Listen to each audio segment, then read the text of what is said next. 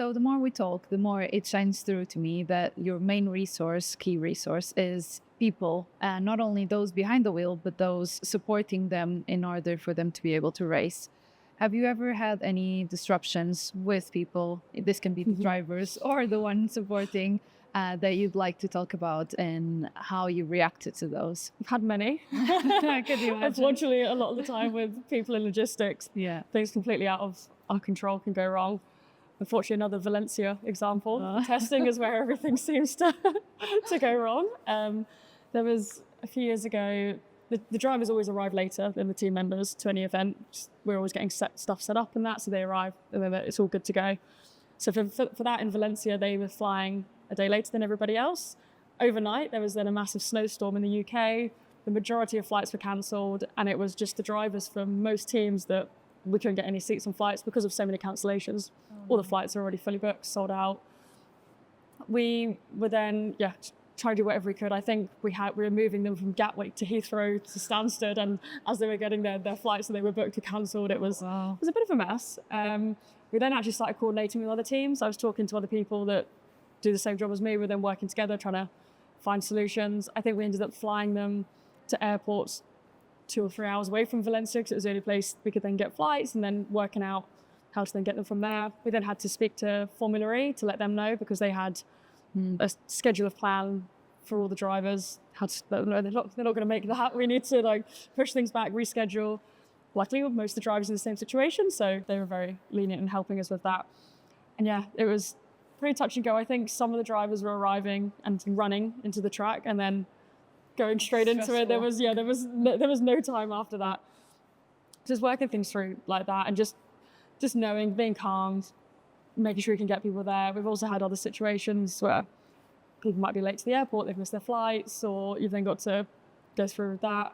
With COVID, there was different rules in different countries. So we had people that sometimes were not allowed to go to a race because maybe their country couldn't go to the country we were attending.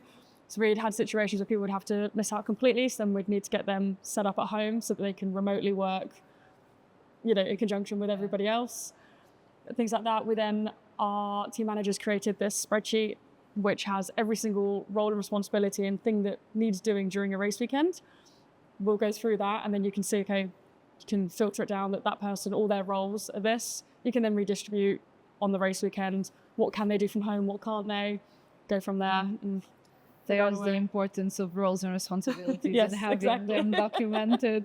They can be very handy. Yeah. And I love that point around the teams working together, and also you having different people having to step in. And the whole point around not working in silos is something that we see so often as just teams working isolated, and actually it becomes less efficient than if they were working together. They could save resources, they could save some costs, and they could just be more efficient overall. So it's really good to see that happens not only within Andretti, but as you were telling me as well, within the industry, where sometimes you just together.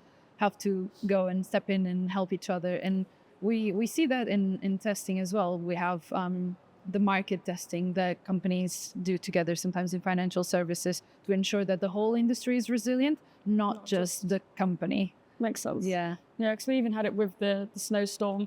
We were talking with other teams, was actually looking at putting a private plane and then spreading the cost between the teams, not just looking at your own private planing. So we're also trying to look after the environment in Formula E as well. So you don't want to be sending 10 private planes when you could put them all on the same one. Exactly. But just looking at things like that.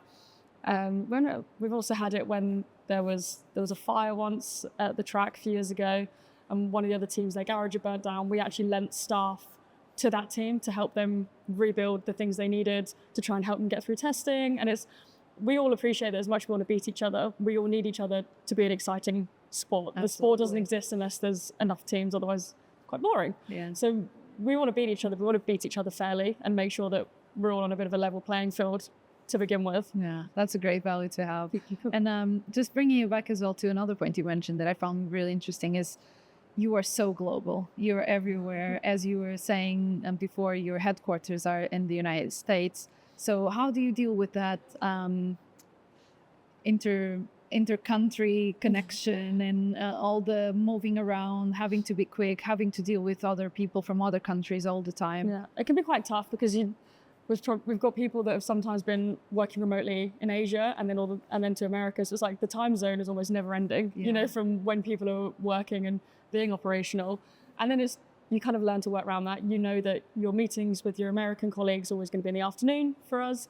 And you just tee up that. So if I'm having a conversation with a supplier, I manage their expectations. You're not going to get answers till maybe 5 p.m. when you think things are closing. And it's just, you learn to work around it all, and it does work well. We probably across our team speak between 10 and 15 different languages, which is very helpful when we go to different countries.